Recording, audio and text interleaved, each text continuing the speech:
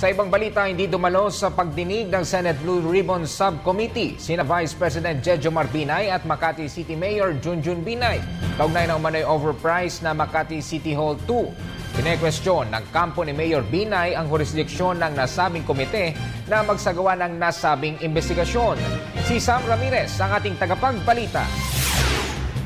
Binoykot ng mag-amang Vice President Jejomar at Makati Mayor Junjun Binay maging ang ilang opisyales at empleyado ng lokal na pamahalaan ng Makati City ang ika-6 na investigasyon ng Blue Ribbon Subcommittee hinggil sa umano'y overpriced na Makati City Hall 2. Paliwanag ni Attorney Claro Certeza, legal counsel ni Mayor Binay, kine-question ng kanilang kampo ang otoridad ng komite na magsagawa ng investigasyon. Aniya, hindi na kasi in aid of legislation at paghahanap sa katotohanan ang agenda ng komite. Ano po ang nangyari dito? Nagdala po ng testigo at sabi, ay wala naman pong overpricing, yung Hillmarks. Kung narinig nyo anong sinabi sa kanya, niloloko mo kami. So hindi ba panghuhusga na yon? Sinabi pa sa Hillmarks, hindi mo papalitan yung testimony mong walang anomalya. Anong gagawin? Ipapa-blacklist ka namin. Hold namin ang mga kabayaran sa iyo. Ito na yung mga pagbabayolate na sa karapatan ng testigo.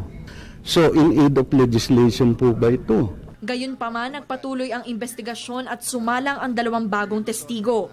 Una rito si Attorney Alejandro Tenco, Chief Operating Officer ng J-Bros Construction Company, isa sa mga sumali sa bidding para sa pagpapagawa ng Makati City Hall 2. Ngunit lumalabas na mukhang pineke ang kanilang bidding documents at pirma dahil ayon kay Tenco ay wala naman silang sinasalihang bidding para sa mga proyekto ng Makati City.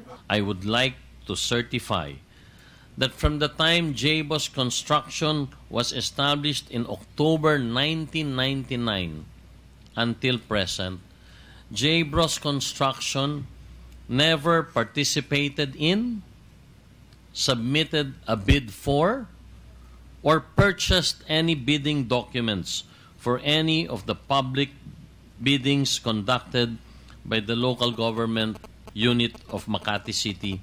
Paliwanag naman ni Engineer Mario Hechanova, dating Vice Chairman ng Makati Bids and Awards Committee, patunay itong luto talaga ang bidding para sa naturang proyekto. Itinanggi naman ito ni Hillmarks Vice President for Legal Matters, Attorney Rogelio Peig, nang tanungin kung pineke nga nila ang mga dokumento. Bago i-bid yung, halimbawa yung overpriced na Makati Parking Building, nagbigay na sa amin ang Hillmarks ng bidding documents nila. So sila din ang nagbigay sa amin kung sino ang makakalaban. So ang binigay nila sa amin yung J-Bros at ITP. So kami ang nag-prepare ng bids, bidding documents ng 2 kumpanya. Tapos yung mga dokumento na may kailangan pirmahan yung mga may-ari ng kumpanya, ibinilik po namin sa Hillmarks para papirmahan nila. At pag napapirmahan na nila, tsaka po nila ibabalik sa amin at isisil namin yung bidding documents nila. So kung walang maalala si Mr. Tenco as the, what's your position, sir? Chief Operating Officer po. Ako lang po ang authorized na. Who's authorized to sign, and then let us say may papeles dito na may signature above his name. Ang gusto niyo sabihin, forgery yun kasi dinideny niya na pumirma siya, and then you're putting the blame on Hillmarks. Malamang sir, ganun po, Your Honor, yun po ang nangyari. Sila po ang nagpapirma o sila ang pumirma. Pinagtibay naman ng isa pang testigo na si Engineer Ernesto Aspiliagan, dating opisyal ng Engineering at General Services Department ng Makati City, na luto ang mga bidding sa ilalim nila dating Mayor Elenita at Jejomar Binay. Inamin niyang nakatatanggap siya ng may 70 to 90,000 pesos at minsan ay umabot na rin ng 300 to 500,000 pesos kada buwan para anya sa pagsunod sa utos na pabura ng ilang contractors sa kanilang mga proyekto sa Makati. Samantala, nanindigan naman ng Blue Ribbon Subcommittee na may jurisdiksyon silang imbestigahan ang umano'y anomalya sa nasabing pagdinig. It is the opinion of the members of the subcommittee that the subject matter PS proposed Senate Resolution number 826 is clearly falls under the jurisdiction of the Blue Ribbon Committee. Magpapalabas muli ng sabina upang obligahin ang presensya nila Makati Mayor Binay, Ebeng Baloloy at Jerry Limbingan, Loyal Secretary at Finance Officer ni VP Binay, na umano'y tumatanggap ng kickbacks para sa kanya.